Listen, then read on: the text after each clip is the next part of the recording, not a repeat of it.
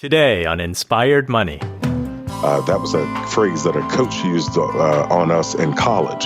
You know, you're either getting better or getting worse. Nothing stays the same.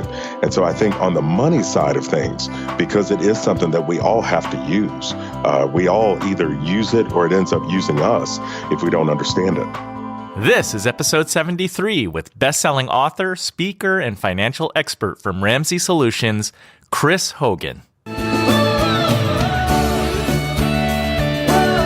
Welcome to Inspired Money. My name is Andy Wong, a managing partner at Runnymede Capital Management. Each week, we bring you an interesting person to help you get inspired, shift your perspectives on money, and achieve incredible things. From making it to giving it away, Inspired Money means making a difference, creating something bigger than oneself, and maybe, just maybe, making the world a better place. Thank you for joining me. Hey, Inspired Moneymaker, welcome back. If it's your first time listening, welcome. Inspired Money is different from other personal finance podcasts because we don't want to just learn how to live with money. We want to put money in a positive light to inspire ourselves to live richer lives, make a greater impact, and together make the world a better place. Thank you so much for joining me on this mission. Today we're talking to Chris Hogan. Now, Chris was once one of the most unlikely people to wind up working as a financial speaker. Years ago, he was an All-American college football player. Today, he works for Dave Ramsey and helps spread Dave's message of financial hope to audiences everywhere. I got to see Chris last year at FinCon in Orlando, where he delivered a powerful keynote speech to 2,000 people. He's an engaging and humorous speaker. He also has the deepest voice of anyone who I've spoken to. Chris organized a survey of 10,000 millionaires in the United States. You've probably heard of the classic book, The Millionaire Next Door.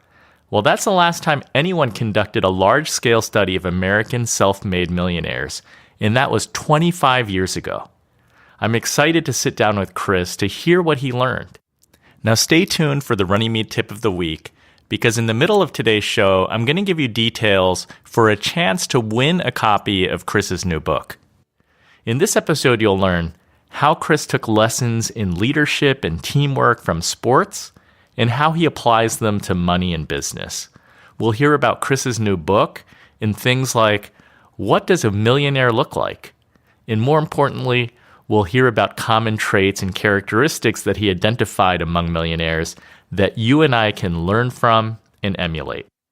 Now let's get inspired with Chris Hogan.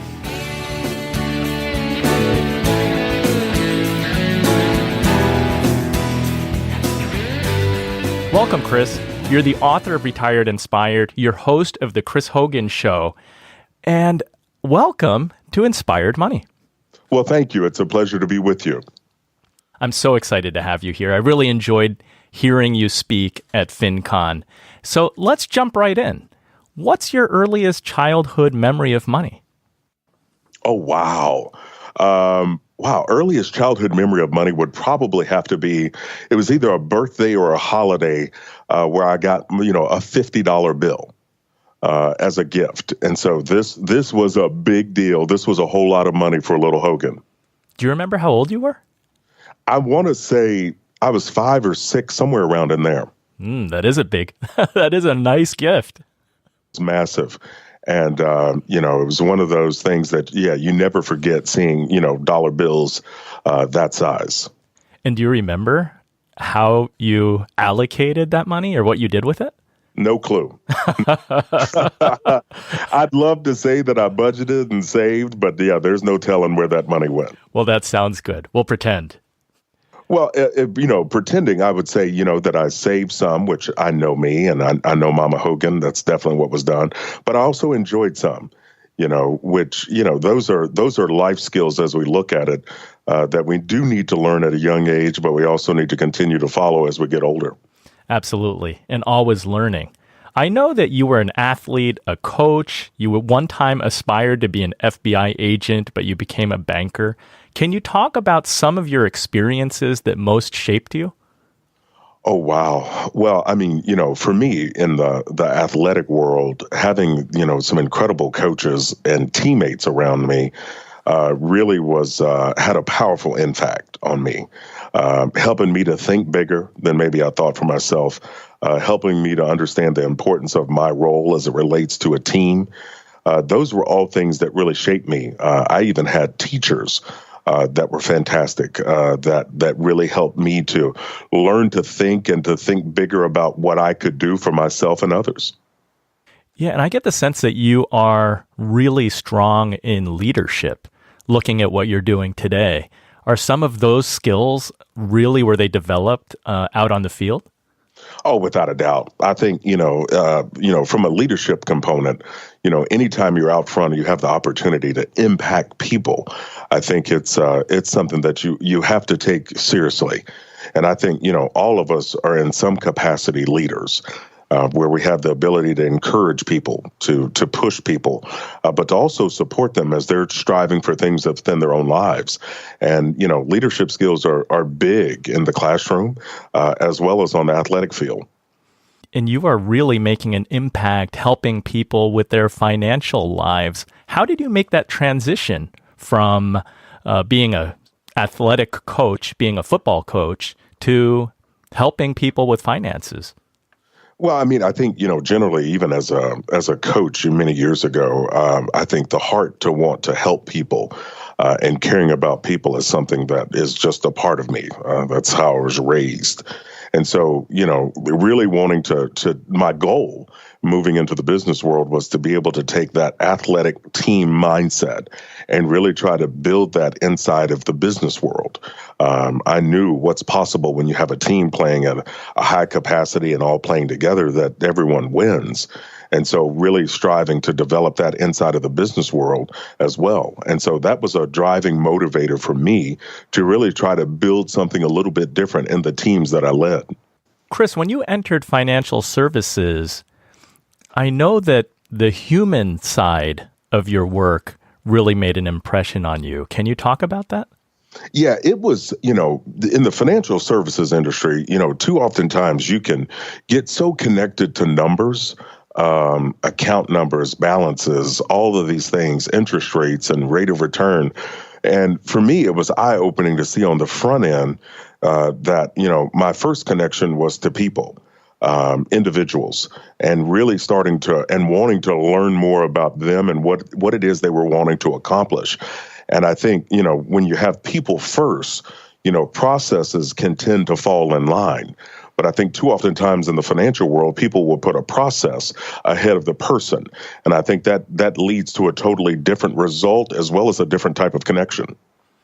Yeah, and it seems like today in the 21st century, because of technology, sometimes we lose sight of that too, that, on the other side of the computer screen is another human being. Oh, I agree. I agree with you. And I think, even in the way that we communicate nowadays, people text in a different way than you have a conversation.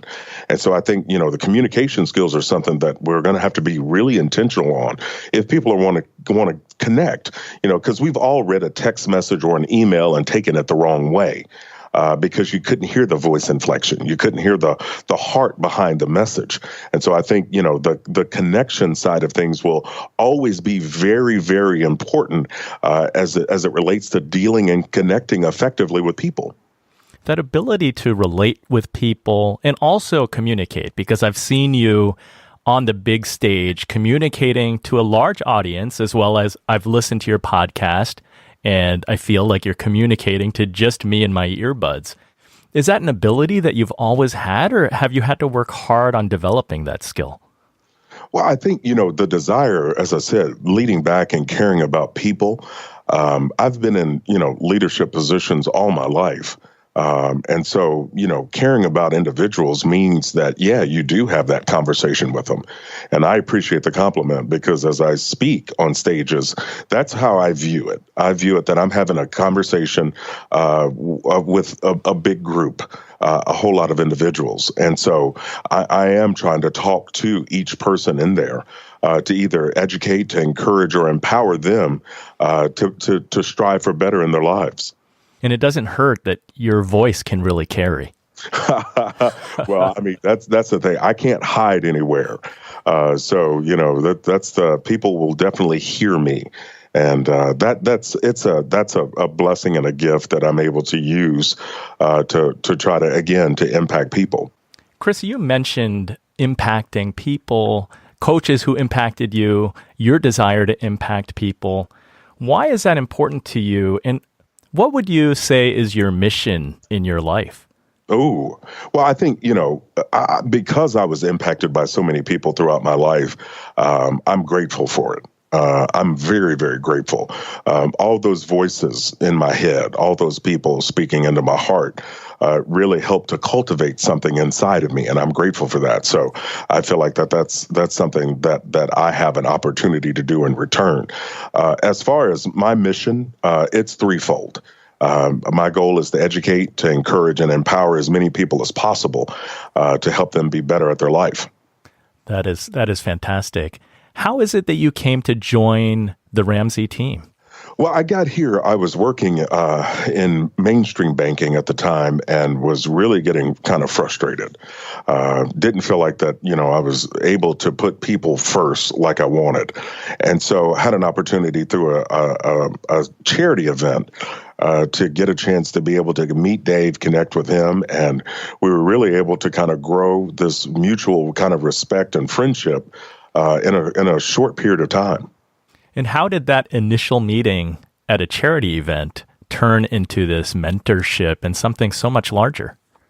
Well, I think it was an opportunity for, like-minded people, and seeing Dave and understanding kind of just his impact on millions of people throughout the years, looking at him as another coach, and so it was through admiration and respect to get a chance to be able to meet him. But, I guess, he saw something in me as well. Having an ability to be able to learn and wanting to help people and trying to figure out how do you do that on a larger scale. And so it was a mutually beneficial connection of just like-minded people getting together and talking just about this thing called money and how do you help people understand it better so they can use it to their own advantage down the road. And over the last, I guess it's much more than a decade now. You've talked to many, many people and guided many people. How complex a problem is it? I mean, when it comes to money, it seems like you can save, you can invest, you can donate. Is it a major overhaul that people need help with? Because we know that so many people in America do need help. Or is it just making small changes and sticking to it that really makes the difference? Yeah, I think it really depends on where people are starting from. We all have our different start points. We all have our different challenges and frustrations and things going on. And so I think the answer to those questions are yes. I do think a lot of people do need those basic skills and understanding how it works and how it can impact them later. Then other people just need an understanding of how some small tweaks to their investing or small tweaks to their debt attack, how that can help them to be able to fast forward. So money is like love. It's something that we all have to deal with. And you're either getting better or you're getting worse. Nothing stays the same. That was a phrase that a coach used on us in college. You're either getting better or getting worse. Nothing stays the same. And so I think on the money side of things, because it is something that we all have to use, we all either use it or it ends up using us if we don't understand it. Yeah, in that light, if you go a little deeper, how do you view money? Like, what does money mean to you? Money to me is a tool. Money to me is an opportunity to not only be able to, help my family, but also to be able to help others. And so I see it as a tool, just like a construction worker would view a hammer and nails to be able to build a home or an office building. I think money is a tool that can help people to build their dreams, to be able to do more for others than they ever thought possible before. So it's really a mastery of how to use the tool. It is, but you can't master anything that you've not gained the basic beginning knowledge of. And so I think it's a matter of building on those skills and building on that knowledge year in and year out, seeking growth. And that is very, very important, I think, just for us to be able to have the confidence in not only what to do, but also understanding the right time that we need to do it. Well, you did an extensive study of people with money, specifically millionaires, in writing your new book, Everyday Millionaires. I love the title, How Ordinary People Built Extraordinary Wealth, and how you can too. And by the time this episode's published, the book will be available everywhere. Can you tell me, in your view, what does a millionaire look like? Well, you're right. We did do the largest study that's ever been done on millionaires. We talked to over 10,000 of them all across the country. This research project was so big that we used an outside research firm because I really wanted to know the reality. And you know what? To answer your question, millionaires look like regular, everyday people that are working regular, everyday jobs. These are people that are day in and day out, that are going to work, that are investing consistently, that are very intentional with how they use money, how they view money, and what they're trying to achieve as they move forward. So it sounds like you can't really tell by seeing somebody walk down the street. Oh, no, you really can't. I say in the book that, these everyday millionaires are hiding in plain sight. These are people, these are neighbors, these are people that you work beside, and you would never know. Because they're not flashy. These are people that are doing day in and day out the things that are necessary because they're hardworking, they're focused, they're goal-oriented, and they're not trying to impress people. They're not trying to keep up with the Joneses. They're striving to meet their own goals for their own reasons. Coming up, we talk about mindset, characteristics of millionaires, and what we can learn and emulate. But first, why Chris is so excited about his new book, Everyday Millionaires. And, it's amazing to be able to see this and to be able to meet these people all across the country and talk with them and just find out how they did it. And so I'm excited to share that in the book, their stories, how they overcame a lot of challenges, how a lot of people started at different points, but they were all so intentional about what they were doing and how they dealt with money that they were able to cross the millionaire barrier. The show notes for this week's episode can be found at inspiredmoney.fm/073. If you're listening in your car or wherever you are, check the show notes if you want to learn more about Chris or the things mentioned in this episode. It's time for the Runnymede Money Tip of the Week. Last week we talked about money resolutions, setting a big audacious goal and making smaller ones to keep moving toward the big goal. Now, someone recently told me that it's a good time to delete all your to-dos and recurring tasks from your calendar. Start anew. Get rid of the old things on your list, especially if there are old lingering ones, and start clean so you can approach 2019 with vigor. Here's another tip. I love Chris Brogan's practice of picking 3 words for your year. This is going to be a little confusing because this is a different Chris. This is not Chris Hogan, who we're speaking to today. This is Chris Brogan. And I've talked about this in a previous beginning of the year episode because hopefully you've set some specific goals already. But this is not it. In this case, you're choosing 3 words, not 1, not 4, that will help guide your choices and actions day to day. Think of them as lighthouses. Should I say yes to this project? Well, does it align with my 3 words? Choose any 3 words that you feel will guide you forward. Here are a few tips directly from Chris, and I'm reading these from his blog. Don't make it a phrase like publish the book. That's a terrible choice. Chris says the is wasted. Try to make the words actionable. So expand is better than bigger. And then stick with the same 3 words all year. Every time Chris has changed one a month or 2 later, he found that it just didn't work as well. Once you choose your words, review them daily. The more you review your 3 words, the better. Chris tries to use them as a mantra whenever possible. Sometimes on walks, he just repeats them over and over. He reflects on them and meditates a little with those words in mind. I want you to give it a try. If you want to share, tweet your 3 words with the hashtag my3words. That's spelled out, my3words. And also use hashtag inspiredmoney so that I can see it. You may also share it at inspiredmoney.fm/Facebook. Now here are mine. Voice, connect, daring. Voice, because I want to use my voice. I want to create more useful media this year. Connect, because more than just networking, I want to make real meaningful connections with others, and I want to help others to make connections too. I believe that that will be really good for me personally and for my business. And then finally, daring. I actually got this one from church on Sunday, so maybe this one was divinely delivered to me. We randomly drew cards with a T.S. Eliot quote that reads, "For last year's words belong to last year's language, and next year's words await another voice." I'm only now realizing that voice is on there too, so that's pretty cool. So I like daring because it's about getting out of my comfort zone, not holding back. And to make big things happen, you've got to be bold. So those are mine. Now pause the podcast and choose your 3 words. Let's see if they help us get to where we want to go. That's the Runnymede Money Tip of the Week.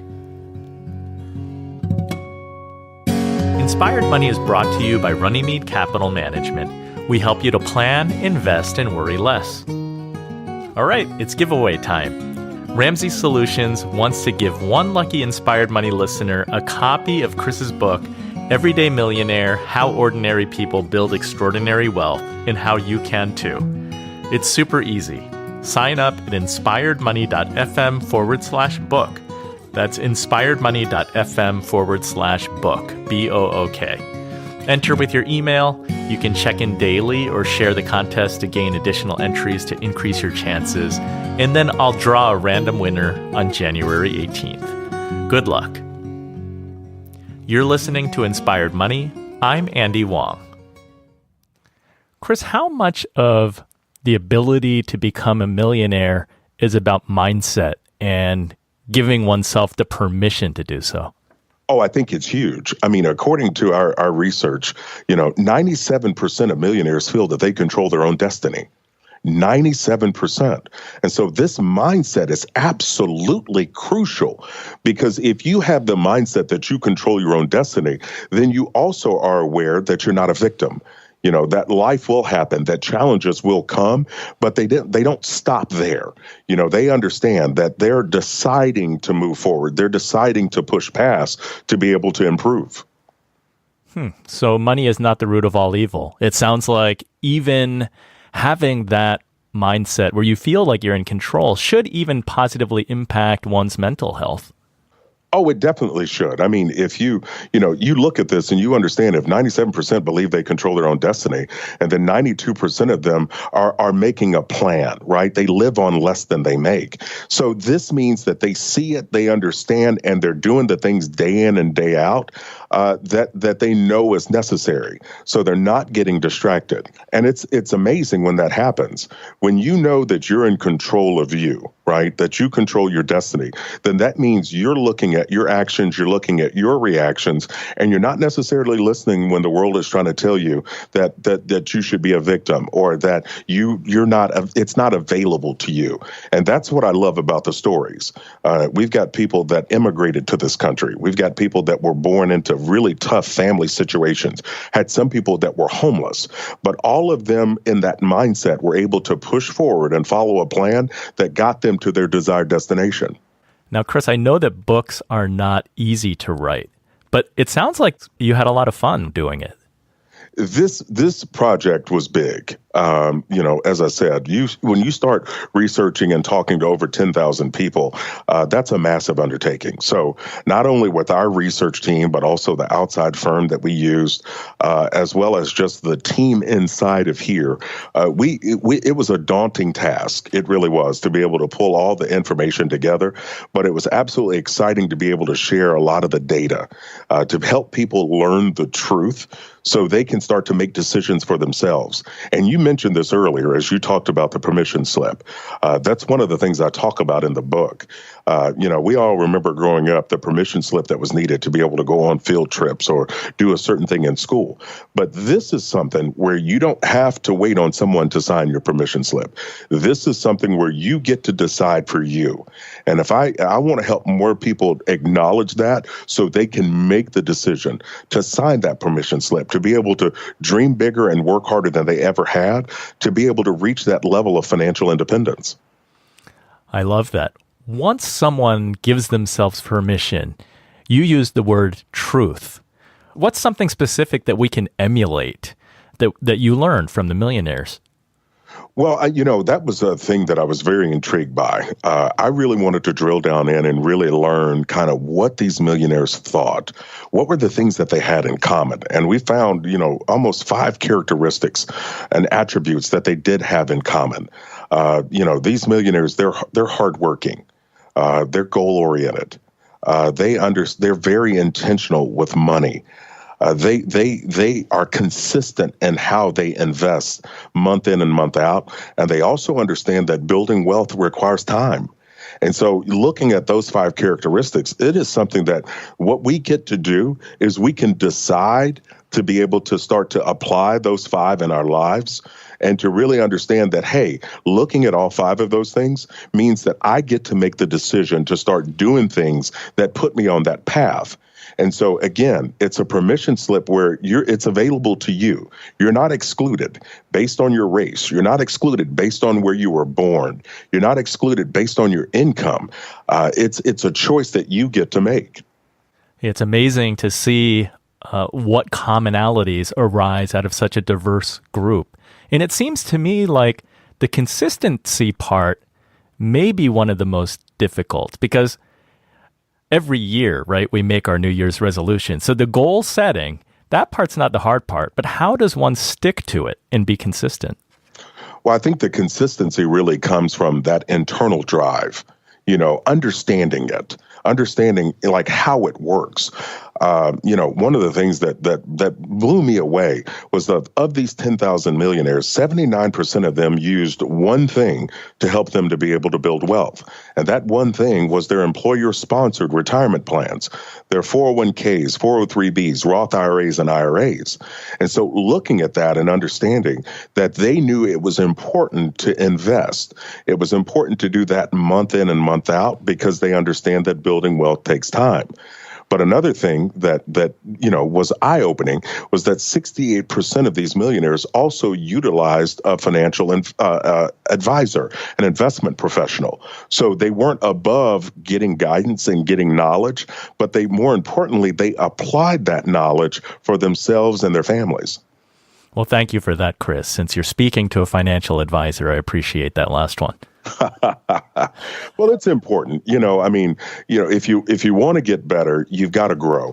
And it's very important for us to utilize people that have knowledge. And we do this all the time as it relates to our vehicles. If we have a car issue, we go see a mechanic. If we have a tooth issue, we go see a dentist. And so in looking at this and wanting to do better with money, it's very important to talk to a professional, to sit down, get some insight, get some guidance so we can make better decisions for ourselves. I agree 100%. I mean, I'm certainly not going to fix my own tooth. Although I've watched YouTube and I might try a little bit.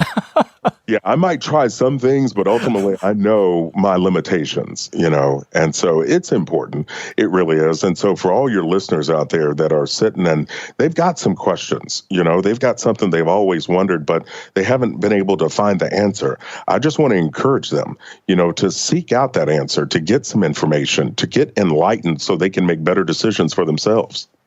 Chris, there's so many misconceptions around money and money management. I'm sure that the same holds true for millionaires. What's a big misconception that you can dispel and give us some clarity to increase the chances of all of us achieving the 7-figure dream? Well, I think, there are definitely some major myths out there. We bust through 6 of them inside of the book, Everyday Millionaire. But one big one is, a lot of people tend to believe, that millionaires inherited their money. And this is something that, 79, almost 80% of millennials think that wealthy people inherited it. 55% of baby boomers believe that wealthy people inherited their money. But the truth is that you only, of the 10,000 millionaires that we studied, we only had 21% of them that received any inheritance at all. Only 21%. And so if people have this mindset that wealth only comes from an inheritance, then what can happen is we can end up starting to feel excluded, especially if you don't expect an inheritance from your family, or maybe your family hasn't been good with money. If you think that's the only way that you can become wealthy or build wealth, then you'll think that it's not available to you. And that goes against the complete opposite of the reality. Because it is available to you. It's not about an inheritance. It's more about what you're doing with your money and having those 5 characteristics. And can you share one of the millionaire stories that really blew you away? I really appreciate the fact that you're talking your past history, your family's past history with money doesn't have to be your destiny, that you're seeing people who are able to turn it around 180 degrees. Oh, you really are. I mean, and inside of the book, we have the millionaire stories scattered all throughout it, because I wanted people to not just hear the end result, but to understand where people started from. Thomas is a story that jumps out at me. This was an individual that grew up in a tough household. His dad was an alcoholic. His mom suffered from mental issues. He ended up being in and out of 3 to 4 different types of foster homes throughout his life. But despite those challenges, but despite that tough upbringing, he went on to serve in the military. Once he got out, he went back to school, was able to pursue and get his degrees.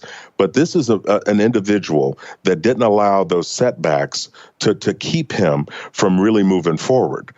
He ended up with a net worth of over $2 million. But he stayed focused and was consistent. The 5 attributes that I told you about earlier of, being intentional with his money, being hardworking, being goal-oriented, understanding that building wealth takes time, and being focused. These are all things that these millionaires were doing month in and month out. And what I like about those attributes and characteristics are that they sound reachable. They sound attainable. Well, they are obtainable. I mean, and that's the thing. I mean, we can start to do those 5 characteristics in every phase of life in small ways. But I tell you, what happens is that once you start doing that, once you are goal-oriented and you are focused on becoming a hard worker, now what will happen is that you begin to continue to do that. And I think it really boils down to building those habits. People are asking me, Chris, what can I do, to put myself on the path of becoming a millionaire? And I think it's really 3-phased. I think it really starts with, number 1, our beliefs. What do we believe is possible?